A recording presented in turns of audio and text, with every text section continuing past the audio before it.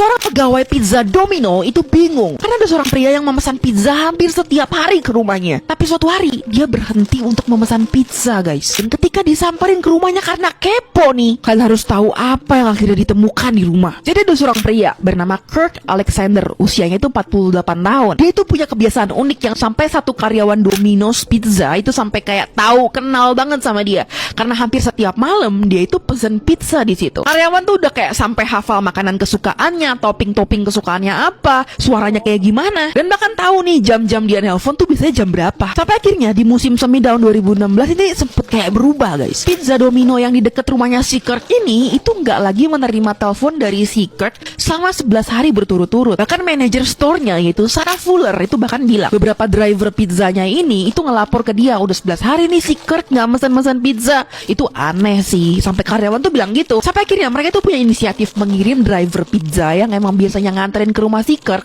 untuk seenggaknya ngecek gitu keadaan si Kirk tuh kenapa. Sesampainya dia di sana, dia bingung, rumahnya nyala, bahkan terdengar suara TV juga yang masih nyala, tapi diketok-ketok itu kayak kagak ada orang gitu dari dalam. Akhirnya Sarah memutuskan untuk menelpon 911 nih untuk membantu dia untuk ngecek ke dalam rumah. Polisi dan juga bantuan medis akhirnya sampai di depan rumah Kirk. Dan ketika sampai itu mulai tuh terdengar ada yang kayak teriak-teriak dari dalam. Dan pas dibuka paksa ke dalam rumahnya, ternyata Kirk udah tergeletak di lantai. Ia nggak mampu bergerak dalam kondisi yang medis darurat. Salah satu driver Domino's itu bilang, Kirk itu sebenarnya nggak sehat-sehat aja. Kirk itu pernah bilang, Kirk ini punya masalah riwayat kesehatan yang lumayan serius. Makanya mereka kayak sempat curiga tuh 11 hari tuh hilang. Langsung deh dia dibawa ke rumah sakit dan untungnya kondisinya mulai stabil, guys. Banyak media juga yang mengcover hal ini dan katanya bilang kalau misalkan dia itu terkena stroke. Makanya itu dia kayak ngomong, menggerakkan badan itu nggak bisa.